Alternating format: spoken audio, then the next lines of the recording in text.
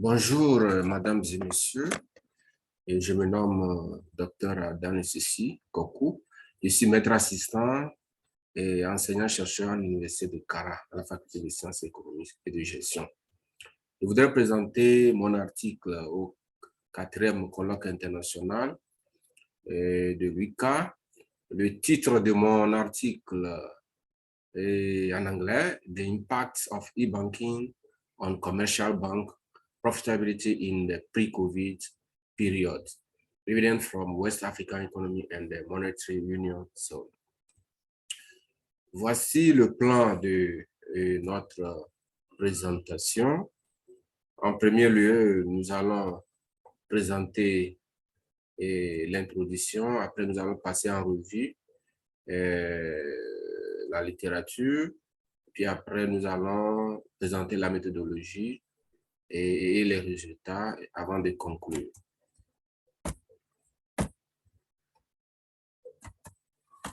La révolution des technologies de l'information a touché presque tous les aspects de la vie, y compris le secteur bancaire.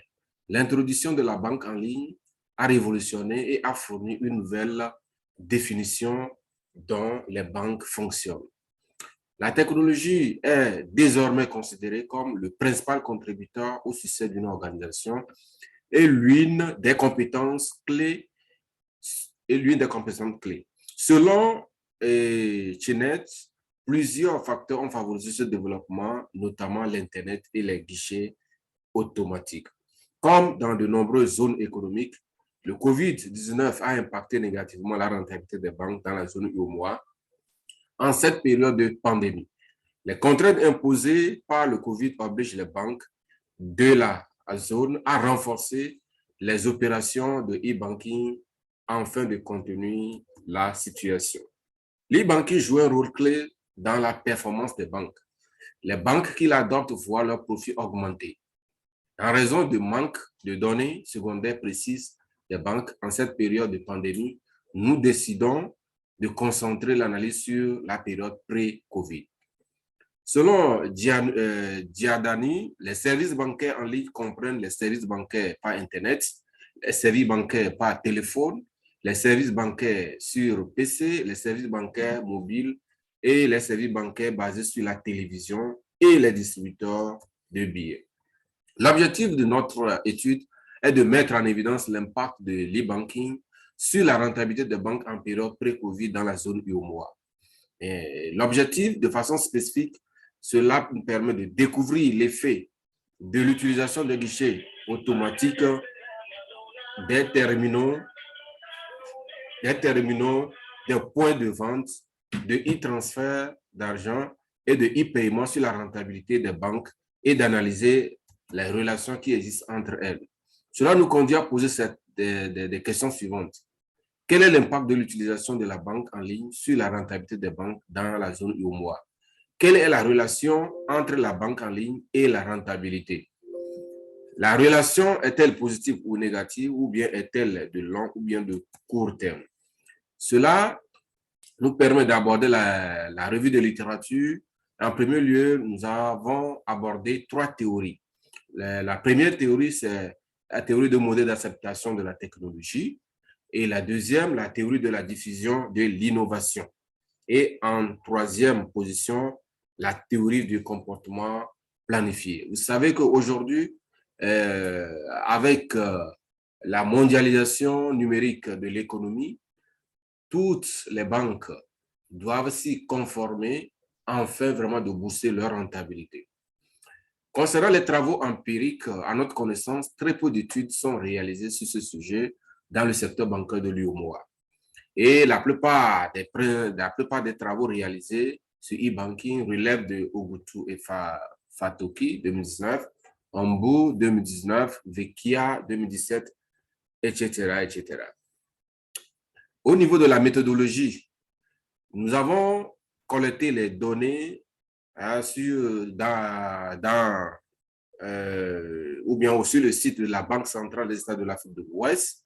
Et les variables que nous avons collectées concernant l'e-banking sont extraites du rapport de la Commission bancaire de l'UEMOA. Et les données concernaient les 8 pays de l'UEMOA sous forme agrégée concernant la période 2006-2018. Les variables, nous avons tenu compte de deux variables dépendantes. La rentabilité ou bien le rendement des actifs et la rentabilité des capitaux propres. Et les variables indépendantes, nous avons pris les guichets automatiques, le ratio guichet automatique par agence et les points de vente ou bien les terminaux des points de vente. Nous avons pris également e-transfert et e-paiement, mais ces deux valeurs ne nous permettent pas d'avoir un bon résultat, ce qui nous a amené à les ôter. Au niveau de la méthodologie, comment est-ce que nous avons construit et estimé nos modèles? Nous sommes basés sur la méthode de Pull-Min Group Autoregressive Distributed Lag, communément appelée PMJ-RDL. Là, nous avons confronté la méthode Pull-Min Group et Min Group. Et voilà l'équation que nous avons utilisée. Pour les résultats empiriques, d'abord, pour suivre la méthode RDL, nous avons dans un premier temps effectué un test de racine unitaire de première génération. D'abord, nous avons fait le test de dépendance spatiale de Pézara pour voir vraiment est-ce que nous allons utiliser les tests de première génération ou bien les tests de deuxième génération. À l'issue de ce texte, nous avons vu qu'il n'y a aucune dépendance entre les banques de l'UOMOA, ce qui nous a amené à adopter les tests de première génération, les tests de racine unitaire de première génération. Également, deuxièmement, nous avons procédé à la sélection du retardement. Et dans un troisième temps, nous avons effectué le test de Hoffman pour choisir entre les estimateurs MG et les PMG pour le modèle de rendement des actifs et les estimateurs à effet fixe dynamique et PMJ pour le modèle rentabilité des capitaux propres. Et enfin, nous avons estimé le modèle.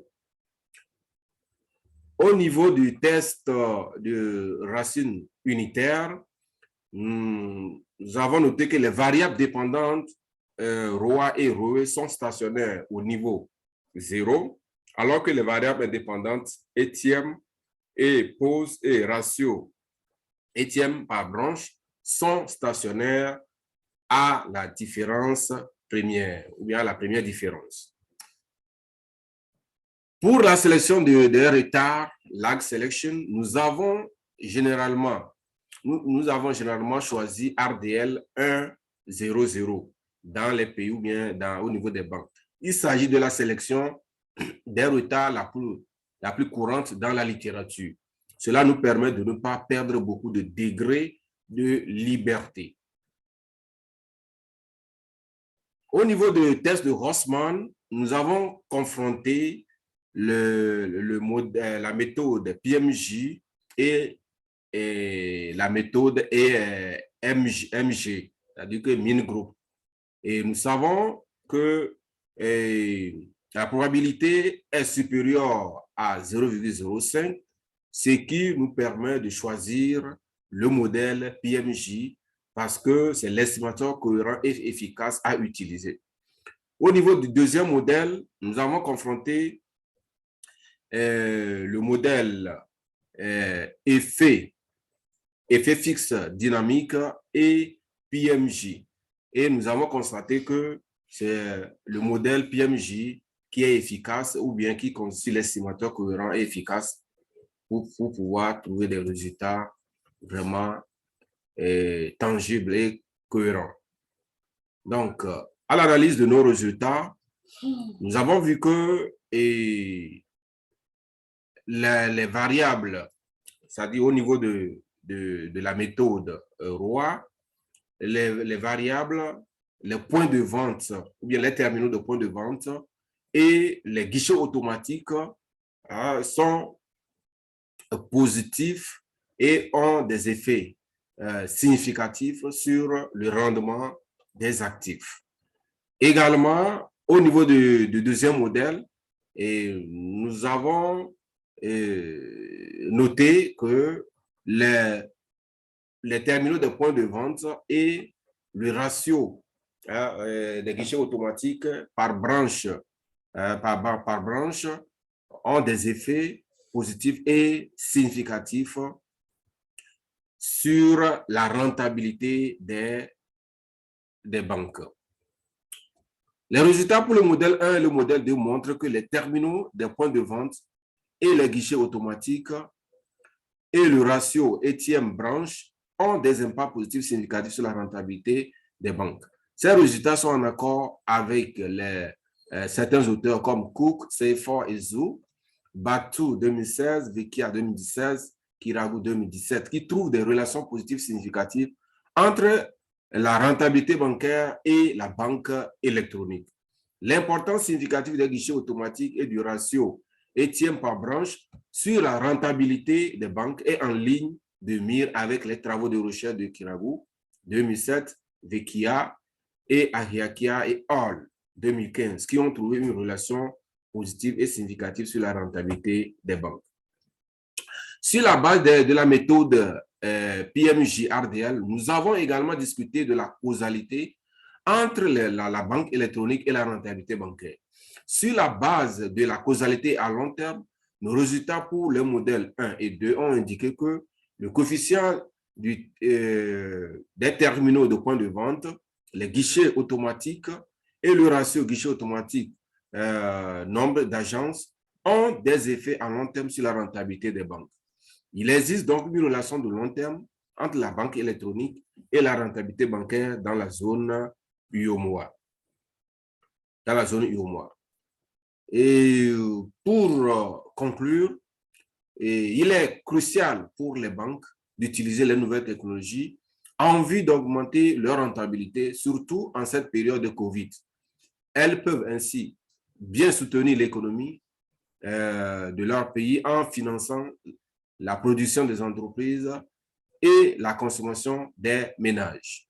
Et également, peut donner des appuis à des secteurs à fort potentiel de développement. Les futurs chercheurs peuvent approfondir ce sujet en analysant la situation en période de COVID pour voir l'impact réel de l'avènement de la COVID-19 sur ou bien au niveau des banques. Également, d'autres chercheurs peuvent analyser aussi les relations bidirectionnelles entre e-banking et la rentabilité bancaire. Et d'autres aussi peuvent chercher à trouver l'impact de la banque électronique sur le ratio d'adéquation des fonds propres bancaires.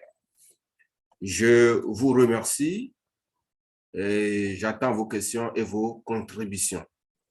Merci